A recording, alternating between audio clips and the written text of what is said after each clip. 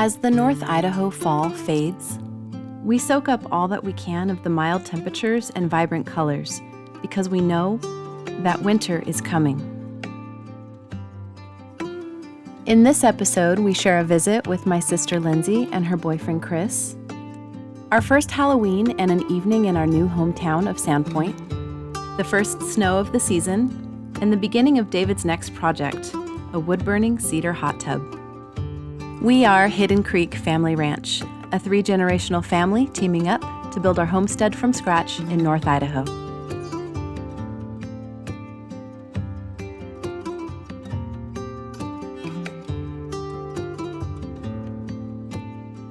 So the girls and I just dropped David off at the airport in Spokane. He's out on another business trip, this time to Georgia. So we're out and about running some errands, and I decided to just stop by our local lake and check it out because it's absolutely beautiful. And here's the train.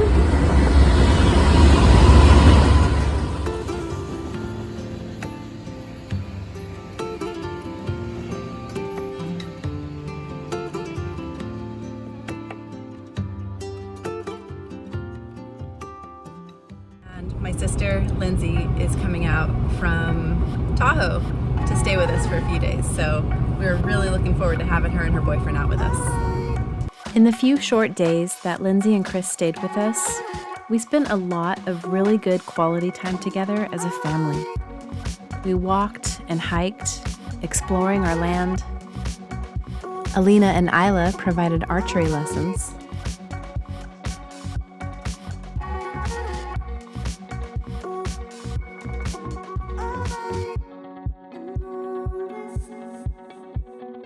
And we spent a lot of time out by the campfire, cooking dinner, sharing stories, and just enjoying time together. We also spent some time at our local family fun zone, Triple Play, playing miniature golf, laser tag, and arcade games.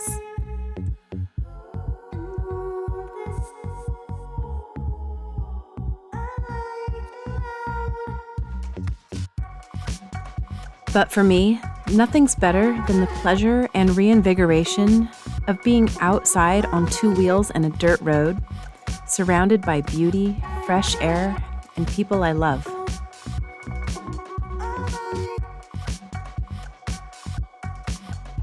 And then there's the added bonus of the trains. There's nothing quite like the rush of standing only feet away from up to 20,000 tons of steel rushing past you and shaking you to your core.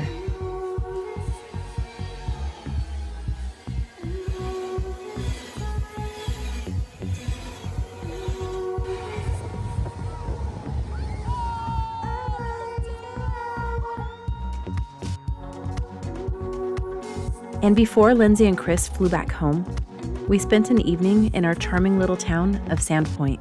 With its unique architecture, historic buildings, epic dining, music, and entertainment venues, including wineries, breweries, a music hall, and a performing arts theater, an up-and-coming arts district, a mountaintop ski resort, and lakeside beaches. It's easy to see why this family-friendly town was named the nation's most beautiful town by Rand McNally and USA Today, and Best Small Town by Sunset Magazine.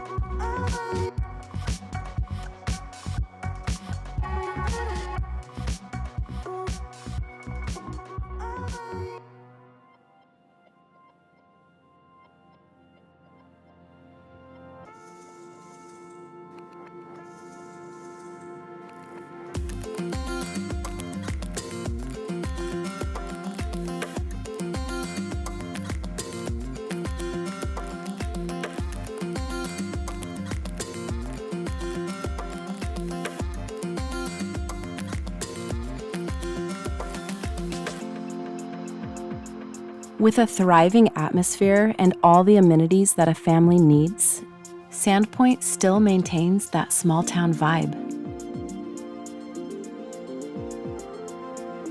Picturesque views grace every peak.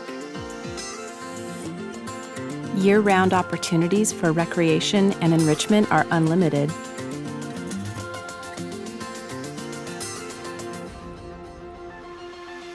And rural farmland, ranches, and wide open spaces complement this urban hub.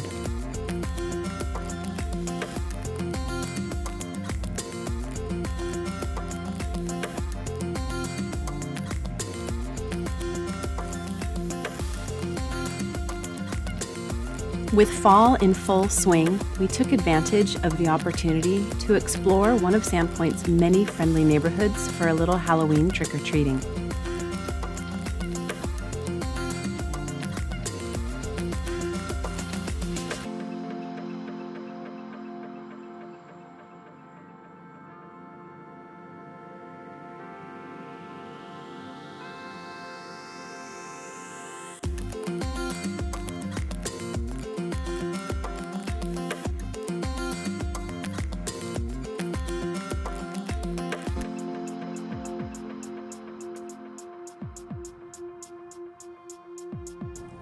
Just woke up, and it's been snowing all night. There's snow on the ground. It's snowing now. The 1st of November brought the first snow of the season, and while it only lasted one day, it was a clear and strong indication that our new home would soon be frozen in hibernation. We were still sleeping in the camper trailer, as my dad and Carol had a few more weeks until they could move out of the mobile home and into their new home a few hundred feet down the road. Watching the immediate transformation of our land was exciting and beautiful. But we were happy that the snow only stayed for one day because we weren't quite ready to let go of fall, and we had a new and important project that we really hoped to complete before the long and cold winter fully set in.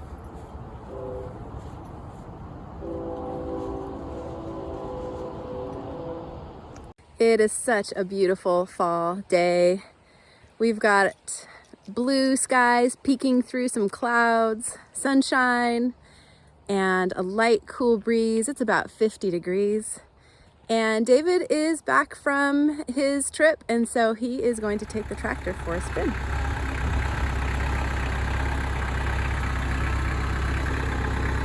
All right, this is David's maiden voyage. First time actually using the tractor.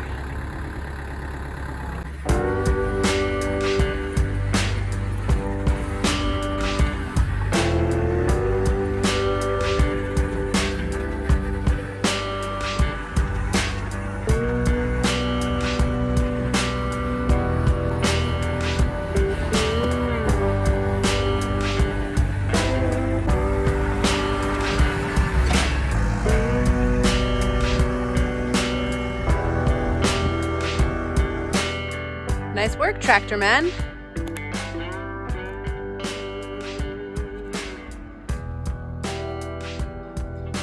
So, we want to push further out. I think so.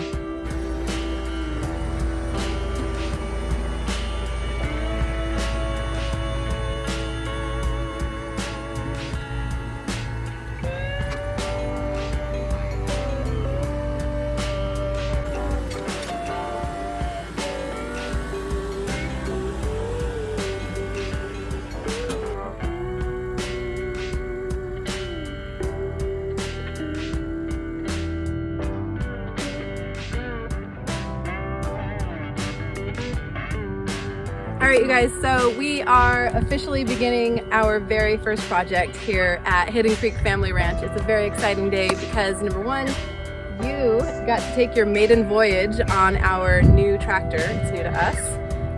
So that was all kinds of awesome.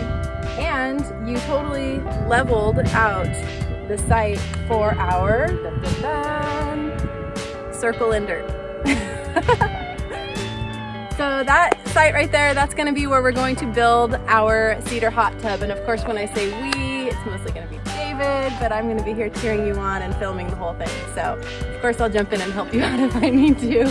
But this is it. Yeah, we have been planning on having a Cedar hot tub here for a very, very long time because, as a lot of you know, we had one down in Southern California and absolutely loved it. So it's actually the number one thing on our list of dreams here on our property, and we already purchased the Cedar hot tub kit from a company called Snorkel, and it's in the shop, and we just needed to prep the ground. So here it is.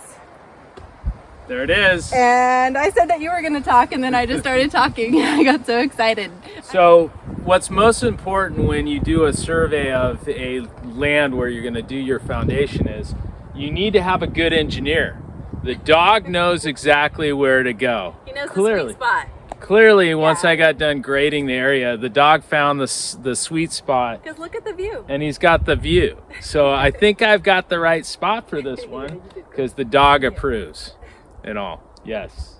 So just quick lesson learned on the Kabuto today. Had to play around with it. Got used to just the overall maneuvering of it. Learned how to grade the property, fill in some holes, and now I'm just packing it in right now. We'll do a little more tapping down of the dirt to make sure we have a good strong foundation, lay down some weed barrier to make sure the growth stays away from where we're going to put the tub, lay out some gravel as well, and then we'll get to work. And my goal is this week we should have a wood burning hot tub. So we are going fully off grid with this hot tub. There will be no electricity. There will be no gas for heat. This is purely wood burning, and we have plenty of water here. We have like endless quantities of water. So we won't even be using chemicals in this tub, which is pretty similar to what we did down south. We hardly used any chemicals at all. About how long might the water last? Like if we're using it pretty regularly, which we do, we use it pretty regularly. If we're using the wood burning hot tub, the key on it is obviously we'll have a cover on it just to help with insulation. We'll light a fire in the morning, and then throughout the day it'll stay, moderate. The wood burning stove design that came up through Snorkel patented it back in 1979. I'm not trying to advertise for Snorkel, but we're not getting paid by Snorkel or anything. This is just us. It's just saying, cool. Hey, it's just a really good product, and we know it's good. We love it, and we want to continue using it. So with the way that you set it up, once the fire gets started and the temperature comes up, the wood burning stove is about 130,000 BTU. So in comparison with like our electrical furnace, actually it wasn't electrical, it was natural gas heater for the hot tub at home. It's actually more efficient. Once the moderate temperature gets above 50 some odd degrees, it starts climbing. The last bit from 90 to 100, 102 is pretty rapid. The trick of it is just learning how to maintain the stove. The Snorkel stove is actually in the water, so you'll see once we get completed, it'll have a fence to protect everybody from. So it's submerged, it's heating the water, and it's basically just a soaking tub. The way you circulate the heat is literally a paddle. Did they give us a paddle with the kit? We'll have a wood paddle own, for which you stir up the thermocline and keep it heated. But once it gets up to the higher temps, it's awesome. It's fine. Yeah. So more about that. We'll talk more about that once we get into the build, and then we'll probably have our first soak in it.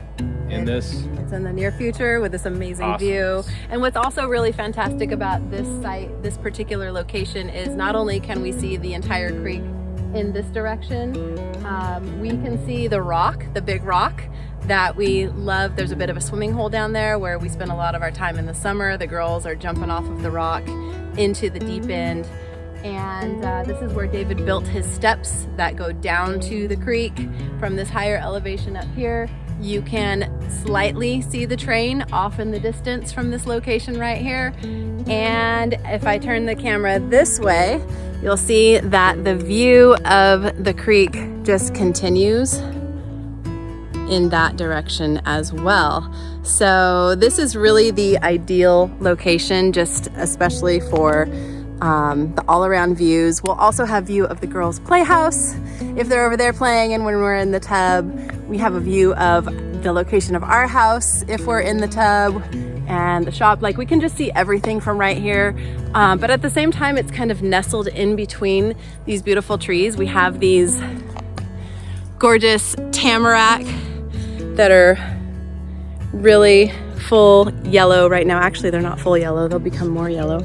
Yeah, just surrounded by all of these amazing trees. So it's just kind of nestled in. And because it's cedar, it's just gonna blend right into this environment and just be a beautiful addition to our property.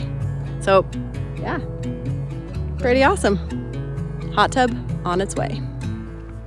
As David continued preparing the foundation for our wood-burning cedar hot tub, Mother Nature continued to remind us that time is running out and winter is most certainly coming. We were also reminded that not everything goes as planned.